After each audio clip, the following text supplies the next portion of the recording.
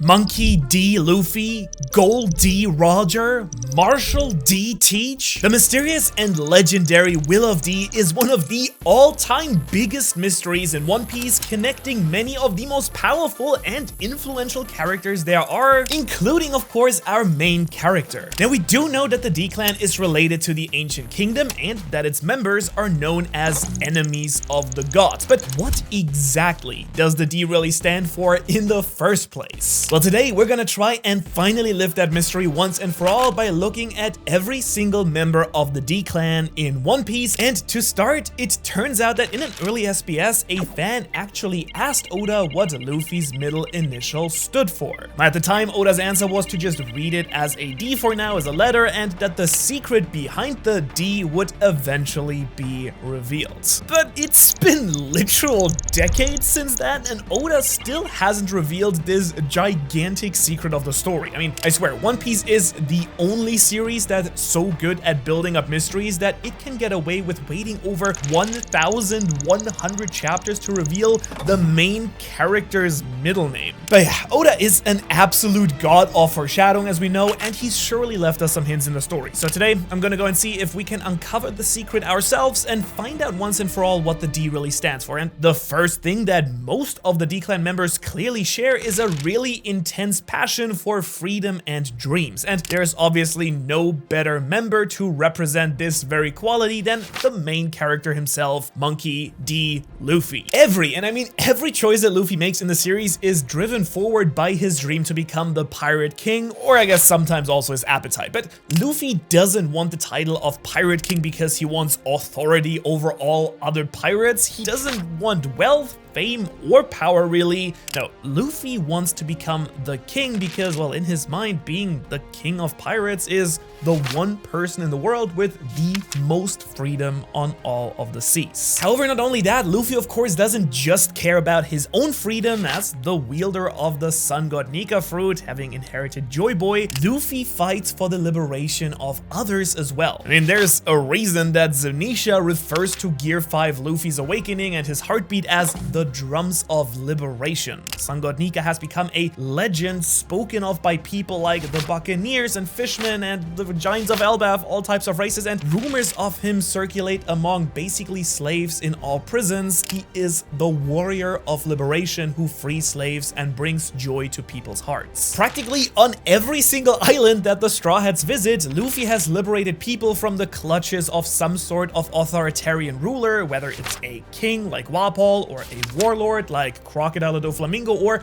an emperor of the sea like Kaido in Wano. Meanwhile, on Enies Lobby, he has literally declared war against the world government, an organization that, well, as its name suggests, has an entire globe in the palm of its hand. So yeah, Luffy doesn't just want to be the most free person in all of the seas, he wants to bring freedom and happiness to everyone. And it's pretty fitting too, because Luffy's father, Monkey D. Dragon, also has declared war on the world government, as it happens. Like father, like son, I guess. The D initial and its revolutionary spirit has been passed down through the entire family line. It does make it a little bit awkward that Monkey D. Garp is also known as the hero of the Marines, though he did actively decline to become an admiral so that he wouldn't have to work under the Celestial Dragons. Now, I'll talk more about the family ties of the D clan in just a bit, but for now, let's move from the idea of freedom to the idea of dreams. Someone like Luffy isn't just interested in pursuing his own dream of being free, he also wants the people close to him to fight for their dreams as well. All of his crewmates have dreams of their own that they want to accomplish as well. And Luffy even supports people following their dreams when it might be disadvantageous to himself. I mean, he wholeheartedly supports Kobe's desire to become a Marine Admiral someday, even though it will make them enemies and he can't join Luffy's crew. Though,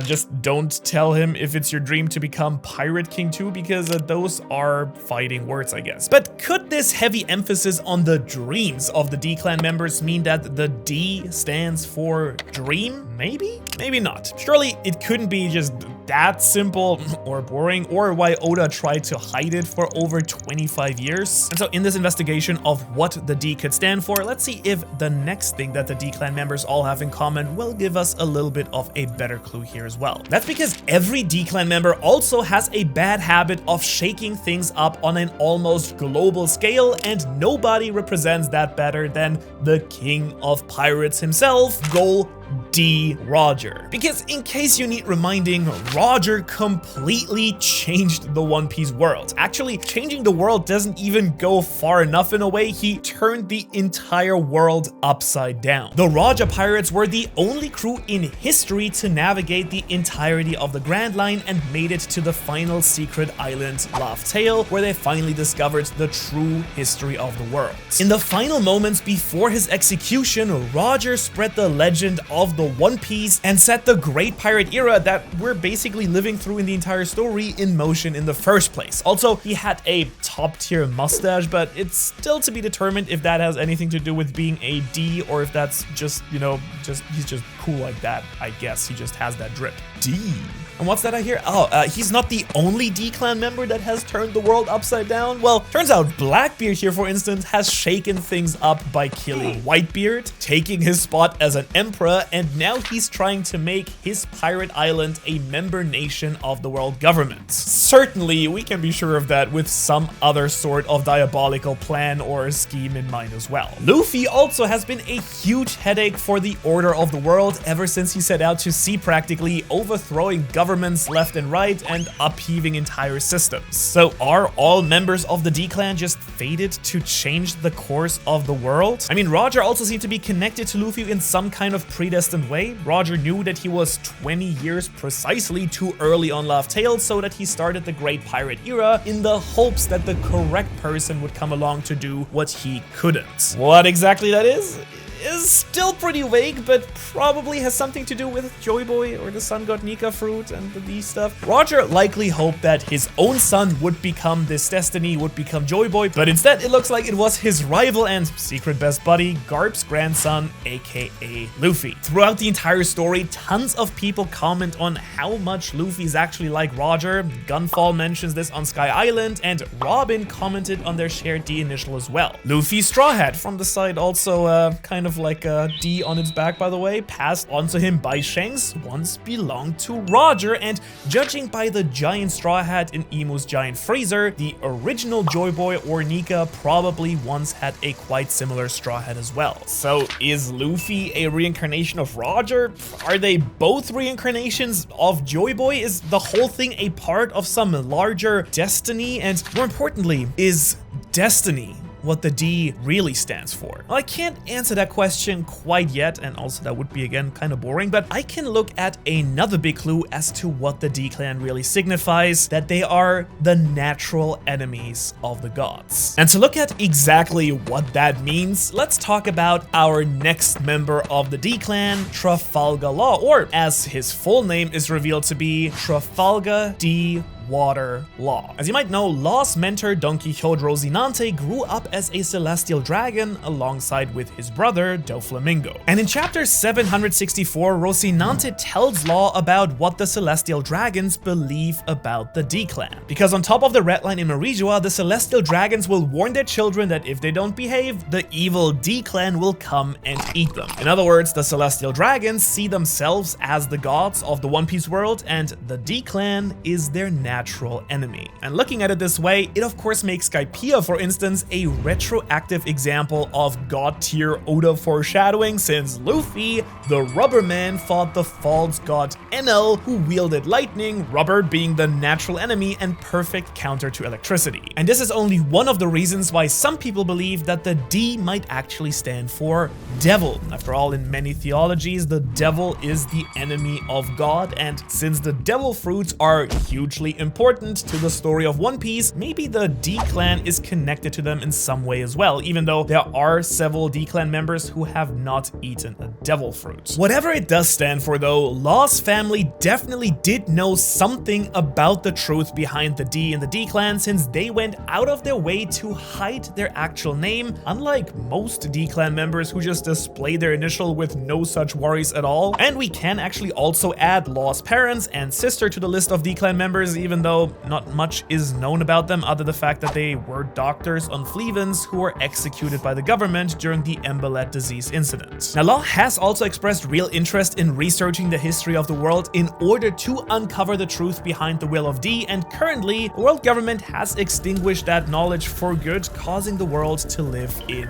darkness. However, many other people, such as the Minks or the Fishmen, hope for a dawn to come someday. Because dawn is of course yet another big contender in what the D could stand for, especially given that the word has really important meaning in the series already. In case you don't know, the original title of the one-shot that later became One Piece was actually called Romance Dawn, which remains the name of its very first chapter. We also have things like Tom the Shipwright doing things with a Dawn, or Gear 5th Luffy including the word Dawn in most of his attack names. But before the Dawn can be understood, I do have to look at how the One Piece world really ended up in its current state to begin with. You see, the D clan goes all the way back to the origins of the world government, and very possibly even further than that. The very first known member of the D clan, and its oldest, is Nefertari D. Lily, one of the original rulers who founded the world government. But Lily is also connected to spreading the poneglyphs, which record the true history. Now, some people speculate that she might have used the pawpaw fruit, the one that Kuma ate, to accomplish this, but that's only one possibility here. Because as it turns out, the Nefertari family is quite unique among the member nations of the world government, because they were the only one of the 20 original families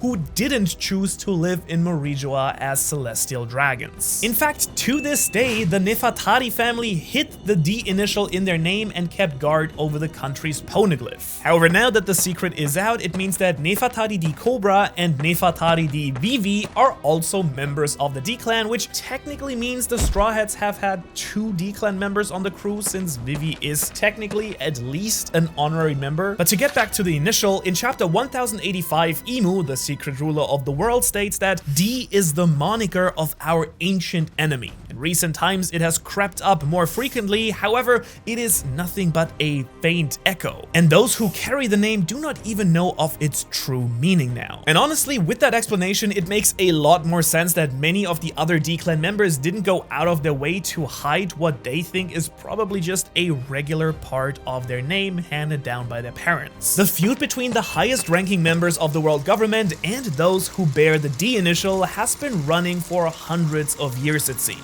Saint Ethan Baron Venus Juro, one member of the 5 Elder Stars who looks like Samurai Gandhi here, even stated that the initial D means danger, though it's very unlikely that the D literally stands for danger. At least I hope not, because that would be very anticlimactic, and I mean, Monkey Danger Luffy, I mean, of course, Luffy could then literally say danger is my middle name, but that would, yeah, I mean, who knows? I mean, yeah, I guess I'll go with it, but probably not. And of course, that danger doesn't only come from the raw power of someone with the initial D, it also comes from the D clan's peculiar ability to gather allies to their side. You might have forgotten, but at one point during Marineford, Mihawk actually notes that Luffy's charisma and ability to rally others to his own side was the Straw Hat Pirate's most dangerous ability. But of course, yet another great D clan member who represents exactly this power, and many of the previous ones we mentioned, is Marshall D. Teach, Blackbeard.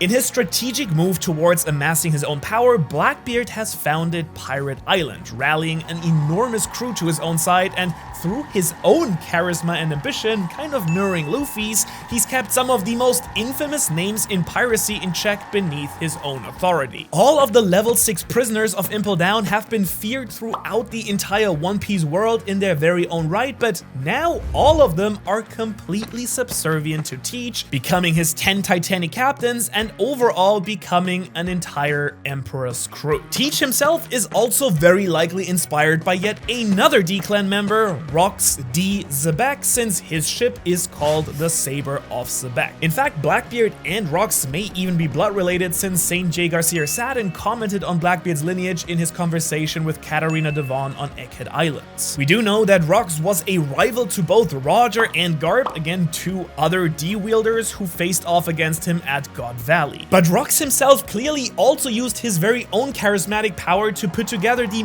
probably most legendary crew of all time, featuring several future emperors of the sea such as Kaido, Big Mom, and Whitebeard. And at least according to the Marines, both Rox and Blackbeard seem to share the very same goal: world domination. So could the D initial have something to do with domination and be connected to the power of Conqueror's Haki? And this is a possibility, though it's unlikely, since there are, at least as I know, plenty of characters with the D initial who at least so far have not been shown at being able to use Conqueror's Haki. However, another clue to the meaning of the D comes with Blackbeard's intense interest in history. Yeah, I bet you didn't know that. Oda has actually stated that Blackbeard's favorite hobby is archaeology, just like Nico Robin. But this next theory about what the D really could stand for is a little bit further out there, but hear me out. The D could actually not be a letter, it could be a half moon. The moon is very important in One Piece. Based on Enel's cover story and races like the Lunarians or the Minks, it's confirmed that the moon is extremely important to the history of the One Piece world. And for my dear anime-only watchers, in one of the manga-only cover stories that for some reason never got animated, Enel reached the moon after flying there and found the remains of a lost ancient civilization there, as well as a whole bunch of ancient robots that he powered up with his lightning powers. Meanwhile, one of the winged races are called the Lunarians, which has the world Luna, meaning moon, right in it. Add to this the Minks' ability to transform into their Sulong forms under the full moon, very similar to Gear 5 or like the power steroids form of the Fishman. I mean, there are too many moon symbols showing up for it to all just be a coincidence. And so of course, if Luffy is a sun god, maybe Teach, his opposite, could be just that: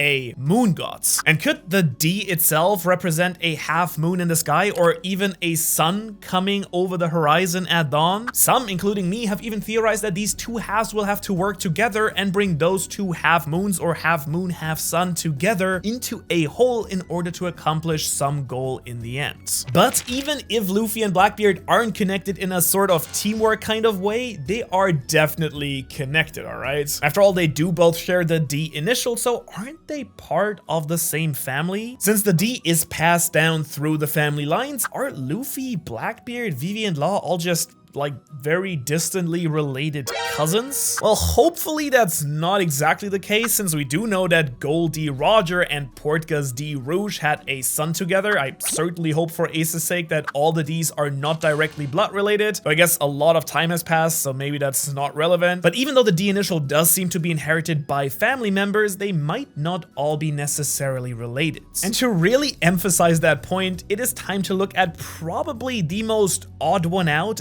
of all of the D-Clan members that we know about, Jaguar D. Saul. Now, Saul here was a vice admiral in the Marines who sailed to Ohara in order to rescue the Scholar's discoveries from the world government's Buster Call. While he was there, he also met Nico Robin and saved her from certain death at the hands of the Marines. During the Egghead Island arc, however, Dr. Vegapunk revealed that Saul actually survived the Buster Call, probably thanks to being frozen by Aokiji, and managed to save the books from Ohara, thus fitting right in with the rest of the D-Clan in changing the world. However, looking at him, Jaguar D. Saul does throw a little bit of a wrench into the whole idea of the D-Clan members being related because of one simple fact: Saul is a giant. And now, while different races in One Piece have been shown to be able to make babies together, like in the case of characters who are half fishmen, it is kind of a rarity. And so if one would expect that all of the D-Clan members are actually related, it's pretty odd that one of them is is a giant, or at least part giant, while all others seem to be regular humans. A lot points to the idea that the original Joy Boy may indeed have been a giant or a buccaneer himself, but what about everyone else? Well, one possibility is that the different families that possess the D initial weren't all descendant from the very same person. Perhaps it was just that each of those families were an ally or even a crewmate of the original Joy Boy. In other words, could the monkey family, the gold family, and all the others just be descendants of different friends and allies of the original Joy Boy? Meaning that would make descendant yet another possibility of what the D initial could actually stand for as well. On the other hand, maybe bloodlines actually have a lot less to do with the D initial than we think. Obviously, Luffy did get the initial from Dragon, who in turn seems to have inherited it from Garp, and meanwhile, Ace seems to have gotten his D initial from both of his parents. However, maybe the different D families are actually unrelated to each other because it's much more like a title that was bestowed upon their ancestor instead of some sort of genetic relation. And we might have actually gotten a little bit of a hint towards that possibility with Sabo. That's because when Sabo, Ace, and Luffy were still children, Sabo noted that despite not being brothers by blood, Ace and Luffy do both share D as their middle initial. Now, very much in Luffy and Ace fashion, the two brothers hadn't really given it that much thought until then, and Ace even grants Sabo the initial as an honorary D-clan member, Sa-D-Bo. That happens in a flashback in chapter 1085.